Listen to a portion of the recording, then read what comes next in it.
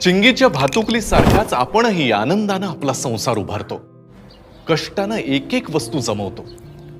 पण अचानक नियती डाव सांगते आणि अवघा संसार उधळून लावते. भूकंप, पूर, चक्रीवादळ, गारपीट, वीज कोसळणे अशी अनेक संकट महाराष्ट्रावर आली. त्यात अनेकांचे संसार उद्ध्वस्त झाले. अशा संकटामध्ये गरज असते ती आपुलकीची आणि भक्कम आधाराची, अश्रू पुसून पुन्हा आनंद फुलवण्याची. शासनानं हेच कर्तव्य पार पाडले. आपत्तीग्रस्तांना आर्थिक सहाय्य, सुरक्षित निवारा दिला. त्यांच्या आरोग्याची, मुलांच्या शिक्षणाची काळजी घेऊन त्यांच्या जीवनात आनंद फुलवला.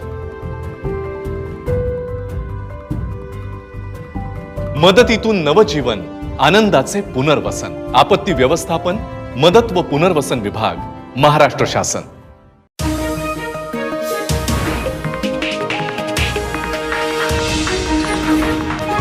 उत्तर महाराष्ट्रातील नंबर 1 टीव्ही चॅनल आवाज टीव्ही, आवाज आपल्या सर्वांचा.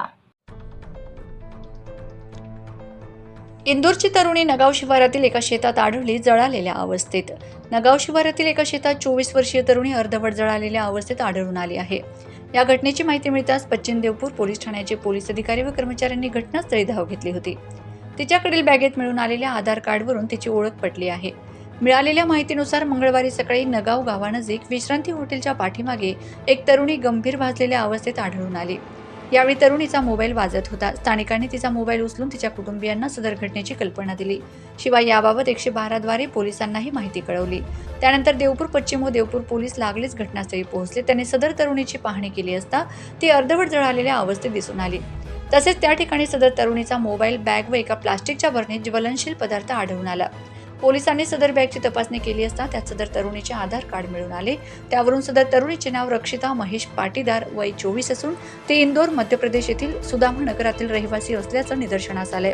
यावेळी PSI मनोज कचरे, पोलीस हवालदार मनोहर पिंपळे, पोलीस कॉन्स्टेबल वाल्मिक पाटील, सुनील राठोड उपस्थित होते. पोलिसांनी तिला उपचारासाठी तात्काळ श्री भाऊसाहेब हिरे वैद्यकीय शासकीय महाविद्यालय व सर्वोपचार रुग्णालयात दाखल केले आहे. दरम्यान सदर तरुणीचे पालक आल्यानंतरच अधिकची माहिती कळू शकणार आहे. रोजच्या ताज्या घडामोडींसाठी आवाज टीव्हीला सबस्क्राईब करा आणि बेल आयकॉन प्रेस करा.